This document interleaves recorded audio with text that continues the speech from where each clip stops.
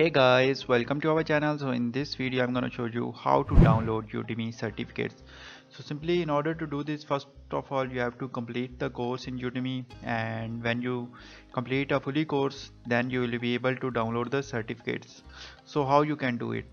So first of all you have to buy the subscription and select the course that you want to complete. After that, when you complete the course, simply go to the profile icon, and after that here you can see my learning.